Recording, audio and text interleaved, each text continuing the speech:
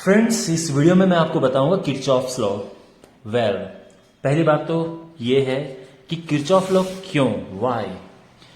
देखो, कोई जो सर्किट होता है उसमें अलग अलग एलिमेंट्स होते हैं। फॉर एग्जांपल, ये एक रेजिस्टर है, एक ये बैटरी है। तो ये जो एलिमेंट्स होते हैं इनमें कोई रिलेशन होता है। जैसे इसमें रेजिस्टेंस है, ये बैटरी है, इसका ईएमएफ, फिर इसमें एक इंटरनल रेजिस्टेंस होता है, और जो सर्किट है उसमें करंट फ्लो करता है। जो रेजिस्टर के दो पॉइंट्स होते हैं उनके बीच में एक पोटेंशियल डिफरेंस होता है। इनको सॉल्व करने के लिए हमारे पास दो तरीके हैं। पहला है ओम्स लॉ। ओम्स लॉ है voltage is equal to I into R, और यू कैन से, अगर आपको आई निकालना है you can calculate it by dividing V by R. यानी ओम्स लॉ की हेल्प से भी आप इनकी वैल्यूज फाइंड कर सकते हैं। बट प्रॉब्लम यह है कि इसकी लिमिटेशंस हैं। अगर आपके पास सिंपल ये फिगर है तो अच्छी बात है, लेकिन अगर आपके पास इस तरह के कॉम्प्लेक्स फिगर हो कि यहाँ पे एक रेजिस्टेंस आ गया है, एक और रेजिस्टेंस ये है, और बीच में ये एक बैटरी और लगा दी है, इस तरह से ये फिगर हो जाएगा थोड़ा कॉम्प्लिकेटेड। और ऐसे फिगर्स को सॉल्व करने के लिए हमें चाहिए होता है किरचॉफ लॉ। किरचॉफ लॉ से आराम से सॉल्व हो जाएगा, लेकिन ओम्स लॉ की हेल्प से ये सॉल्व नहीं होगा। ओके, तो पहली बात तो आप समझ गए होंगे कि जो सर्किट्स हैं उन्हें सॉल्व करने के लिए, कि उसमें कितना वोल्टेज है, कितनी करंट है, इन्हें सॉल्व करने के लिए हमें चाहिए होता है किरचॉफ लॉ। अब किरचॉफ लॉ जो है वो दो टाइप का होता है। सबसे पहले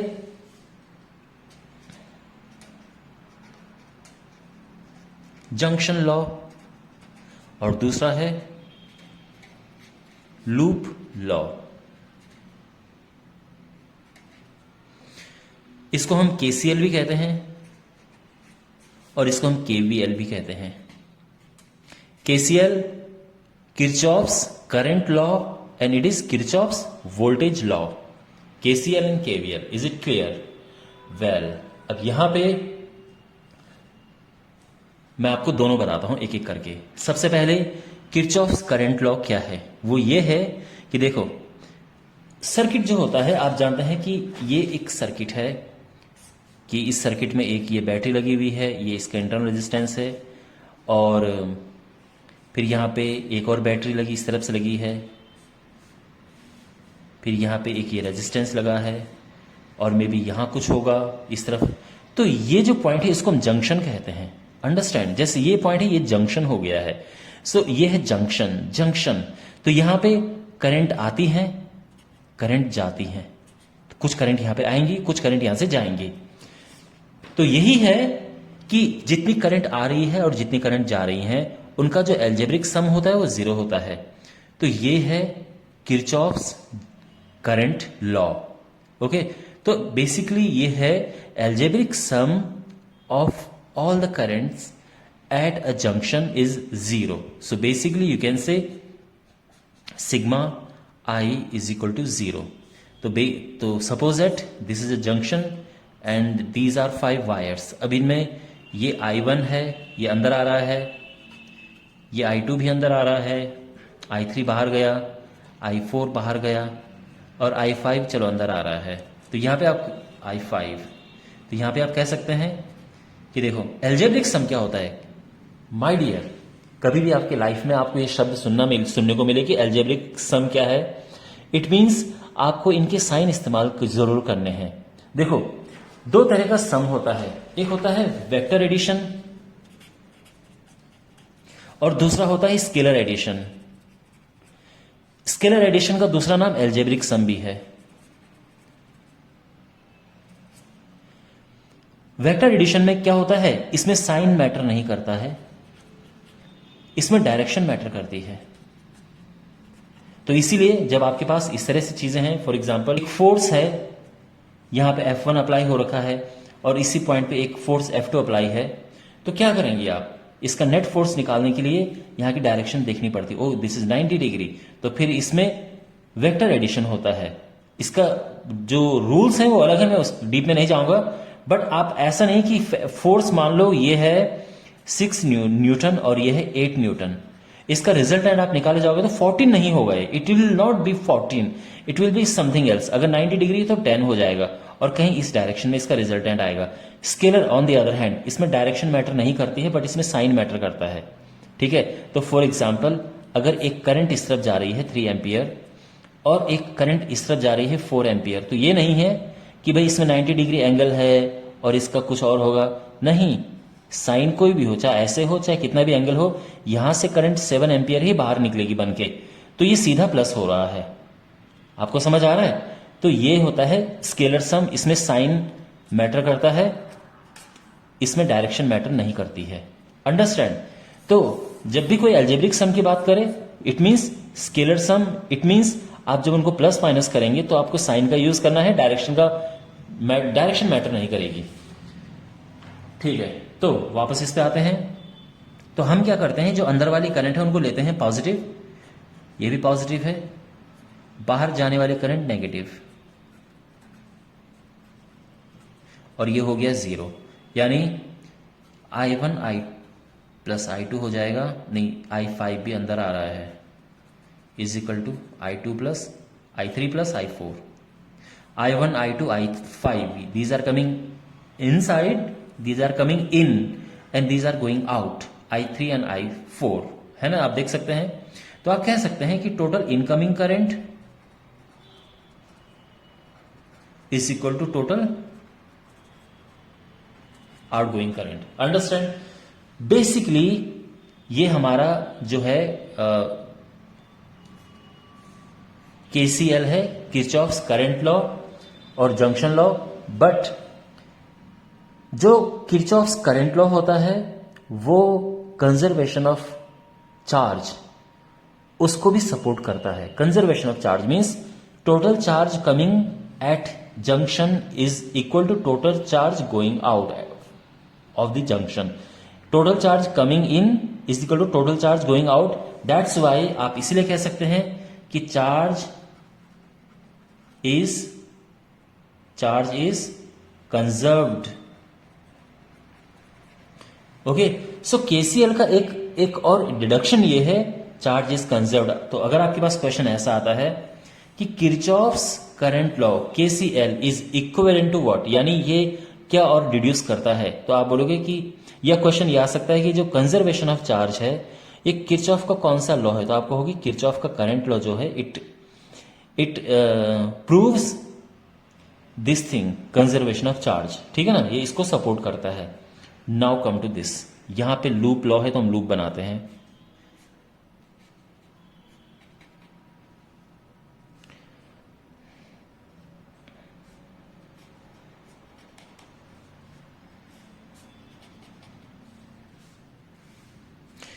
देखो, this is EMF 1, EMF 2, resistance 1, resistance 2, resistance 3। ठीक है, क्लियर? सपोज दैट एक करंट इधर आ रहा है तो ये I1 हो गया, एक करंट इधर जा रहा है ये I2 हो गया, I1 I2 मिलके इधर हुए तो ये हो गया I1 प्लस I2। फिर ये इधर गया, ये करंट I1 प्लस I2 ये गए, फिर I2 करंट ये अपना वापस इधर चला गया, I1 करंट अपना वापस इधर चला गया। तो ये एक छोटा सा एक यहाँ पे लूप बनाया है, एक मैश बनाया है, एक सर्किट है। अब आप यहां समझिए, देखो इनमें जो रेजिस्टेंसेस हैं, यहां पे करंट जब पास होता है तो वोल्टेज ड्रॉप होती है, यानी वोल्टेज वहां पे खर्च हुई, लेकिन वो वोल्टेज आई कहां से है? वो सेल से आई है। मींस सेल वोल्टेज देता है और जो ये रेजिस्टेंसेस हैं इनमें वोल्टेज आती है।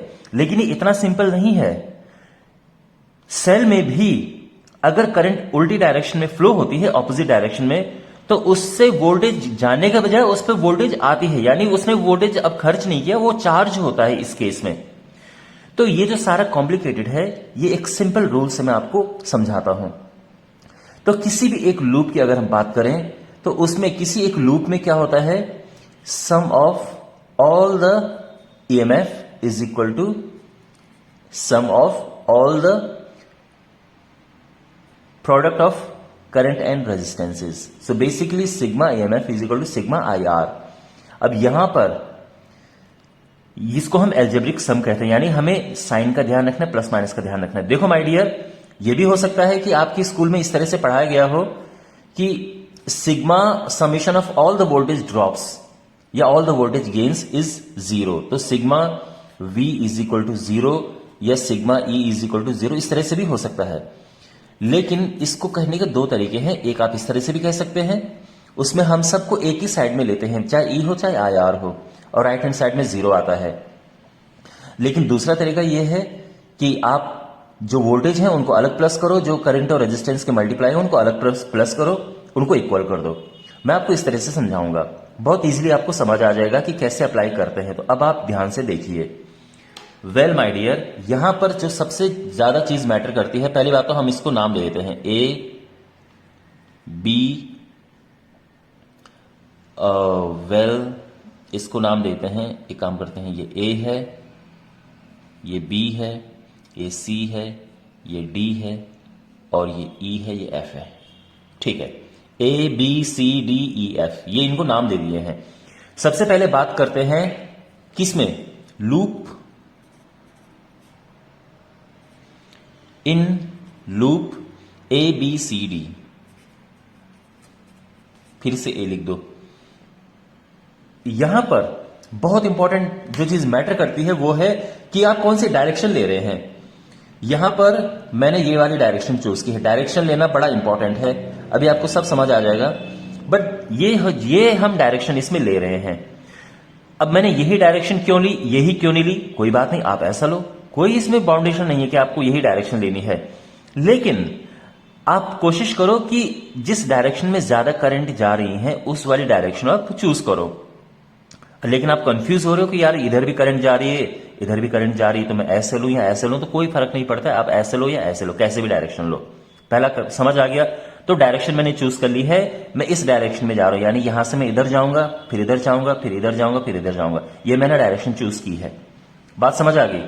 अब यहां पर अब एक चीज ध्यान रखना माय डियर, यहां पे जो ये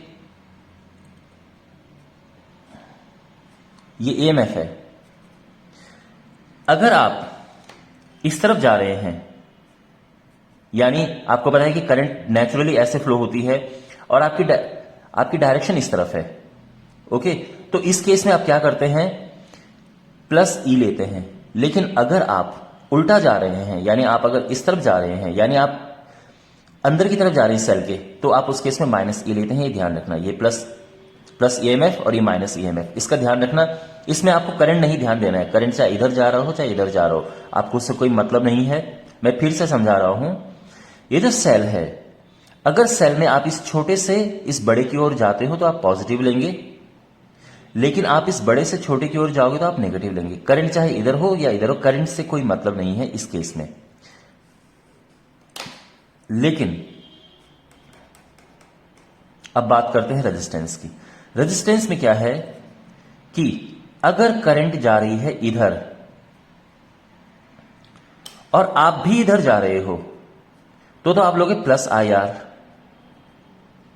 लेकिन अगर आप करंट के उल्टी डायरेक्शन में जा रहे हो तो आप लोगे माइनस IR। ये बात आप ध्यान से समझो, ठीक है। तो मैं दोबारा समझाता हूं, बिकॉज यही सबका सार है, सब बेसिक सारा यही है सब कुछ। जब आप छोटे टर्मिनल से बड़ी टर्मिनल की ओर जाओगे ऐसे, तो आप प्लस E लोगे, बड़े से छोटी की ओर जाओगे माइनस E लोगे। यहां पे जब आप करंट की डायरेक्शन में फ्लो करोगे, करंट की डायरेक्शन में भी आपकी डायरेक्शन है तो प्लस IR होगा, लेकिन करंट इधर जा रही है और आप उल्टा जा रहे हो तो माइनस IR लोगे। और ध्यान रखना, जो मैं यहां पे समझा रहा था कि बहुत सारे बच्चे क्या करते हैं, कुछ स्कूल्स में यह भी होता है कि वो E और IR सब एक साइड ले लेते हैं, उसके रूल थोड़ा सा चेंज हो जाते हैं, लेकिन मैं आपको इस तरह से करा रहा हूं, ठीक है, जो इसका ज्यादा फेमस तरीका इसको करने का, और ये आपको बहुत इजी लगेगा। तो अब हमने यहां से चलना शुरू किया, हम ऐसे गए वापस यहां पे आए। तो यहां पर सबसे पहले लेफ्ट हैंड साइड में हमने क्या देखनी है, सेल देखने हैं, EMF देखना है। तो जो EMF आपके सामने आ रहे हैं वो देखो, कौन सा, सबसे पहले ये EMF आ रहा है। तो देखो, छोटे से बड़े की ओर आप जा रहे हो तो यहां पे E1 आएगा और पॉजिटिव आएगा। आप यहां गए, यहां आप उल्टा जा रहे हो, आप बड़े से छोटे की ओर जा रहे हो इधर ऐसे, तो यानी वो माइनस आएगा। तो ईएमएफ सारा हो गया। अब इक्वल लगाना है साइन, और अब आईआर देखो। अब यहां से दोबारा चलना शुरू करो, और जो जो रेजिस्टेंस है वहां पे आपको रुकना है और फिर समझना है। तो सबसे पहले इस रेजिस्टेंस की बात करते हैं। यहां पर जो करंट की डायरेक्शन है वो ये है, करंट की डायरेक्शन ये है I1, और हमारी भी डायरेक्शन यही है क्योंकि हम भी यही चूज करें। तो उस केस में हम IR जो लेंगे वो देखो, यहां पे करंट I1 है और R हमने ये ले लिया है, ठीक है। देखो आई आप स्मॉल लो या capital low, it doesn't matter. किसी किसी बुक में स्मॉल होता है, किसी में कैपिटल होता है, मैं स्मॉल ले रहा हूं चलो। तो यहां पे I1R ऐसा आएगा। हम और आगे चले और आगे चले और आगे चले, यहां पर हमें दूसरा रेजिस्टेंस मिल गया। अब देखो करंट की डायरेक्शन तो ये है, आप देख सकते हैं I2 की डायरेक्शन ये है, लेकिन हम इधर जा रहे हैं तो यहां पे हम इसके उल्टी डायरेक्शन में जा रहे हैं। तो हम लेंगे -I2, ये R1 था यहां पे और ये R2 है, ठीक है। मैं दोबारा से समझा रहा हूं, this is very important to understand. यहां से जो हमने डायरेक्शन चूज की है वहां से हम चलना शुरू करेंगे। आप यहां से भी चलना शुरू कर सकते हो, कोई प्रॉब्लम नहीं है, बट यहां से थोड़ा कन्वीनियंट लग रहा है। यहां से हम गए इधर, फिर इधर, इधर, इधर हम गए। सबसे पहले हमें ये सेल मिला। यहां पर आप देख सकते हैं कि हम छोटे से बड़े की ओर जा रहे हैं, तो इवन पॉजिटिव होगा, हमने ये पॉजिटिव ले लिया है।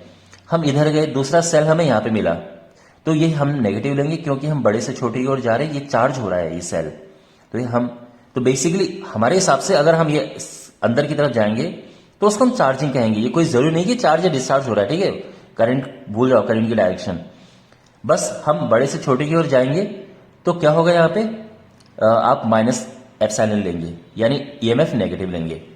हो गया। दोबारा से आप करंट और इस पे आओ, आईआर वाले हिस्से पे आओ, राइट हैंड साइड पे। यहां से हमने फिर से चलना शुरू किया। जो जो रेजिस्टेंस आएंगे वहां पे आपको रुकना है। तो सबसे पहले ये रेजिस्टेंस आया R1, यहां पे हम रुकेंगे और यहां पे देखेंगे कि करंट किस तरफ है और हम किस तरफ हैं। करंट इस तरफ है और हम भी इसी तरफ हैं, पॉजिटिव ले लिया। वेरी नाइस, लिख दिया हमने। फिर क्या क्या लिखा, I और R का मल्टीप्लाई, I इंटू R है ना, तो I1 R1, यहाँ पे I1 है और रेजिस्टेंस R1 है। और आगे गए आगे गए आगे गए, यहां से गए यहां से, यहां पे हम रुक गए क्योंकि रेजिस्टेंस आ गया है। फिर हमने यहां पे देखा कि करंट तो जा रही है इस तरफ, लेकिन हम जा रहे हैं इस तरफ, ऑपोजिट डायरेक्शंस हैं। तो उस केस में हम क्या करेंगे, I2 R2 लेंगे क्योंकि करंट और रेजिस्टेंस का मल्टीप्लाई करना होता है, लेकिन यहां पे माइनस का साइन लगाएंगे। दिस इज वेरी इंपॉर्टेंट, ठीक है। आई होप आपको समझ आ गया होगा। अब हम बात करते हैं दूसरे लूप की। इन लूप DCFE,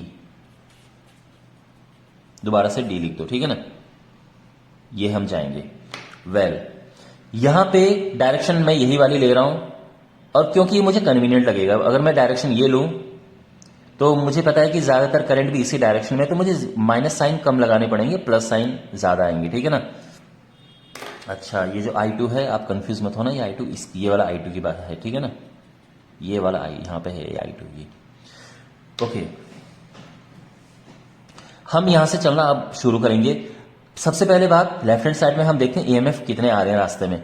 यहां से गए, सबसे पहले ये EMF आया E2 एप्सिलॉन 2, और कोई EMF आ रहा है रास्ते में, और कोई है और कोई है और कोई है और कोई नहीं है, बस ये था, ओके। अब राइट हैंड साइड देखो, यहां से हमने चलना शुरू किया। सबसे पहले अब जितना रेजिस्टेंस आएंगे वहां पे आपको रुकना है। सबसे पहले ये रेजिस्टेंस हमारे सामने आया, तो देखो करंट की डायरेक्शन ये है ना, और हमारी डायरेक्शन भी यही है क्योंकि हम ये डायरेक्शन फॉलो कर रहे हैं। तो ये आएगा प्लस में I2 R2, क्योंकि I और R का मल्टीप्लाई होता है, ओके हो गया। और हम आगे गए आगे गए आगे गए, रेजिस्टेंस बस यहां पे आ रहा है, ठीक है ना। कुछ बच्चे I2 plus I1 plus I2 यहां पे लिख देते हैं, बेमतलब। हमें केवल रेजिस्टेंस पे रुकना है। तो यहां से गए, रेजिस्टेंस ये है। अब यहां पर देखो इसमें करंट किस तरफ है, तो आपको होगी कि सर करंट इस तरफ है, हम किधर जा रहे हैं, हम भी तो इधर ही जा रहे हैं। तो दोनों जो है सेम ही डायरेक्शन में, तो प्लस आएगा। तो प्लस करंट और रेजिस्टेंस का मल्टीप्लाई कर देंगे। करंट यहां पे I1 प्लस I2 है, आप देख सकते हैं आराम से, और रेजिस्टेंस R2 है, R3 है। और ये हमारी दूसरी क्वेश्चन आ गई। This is equation 1, this is equation 2। इनमें जो चीजें गिवन होंगी उनको पुट करके और आप आराम से सॉल्व कर सकते हैं जो भी पूछा होगा।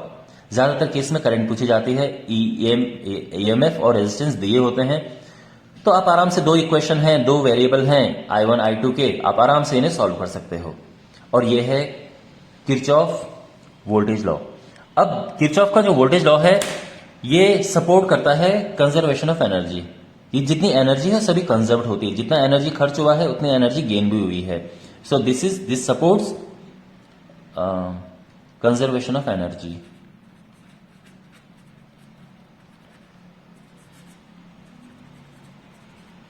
Okay, well my dear, I hope आपको किरचॉफ लॉ समझ आए होंगे। थैंक्स फॉर वॉचिंग, मिलते हैं अगले वीडियो में, टेक केयर।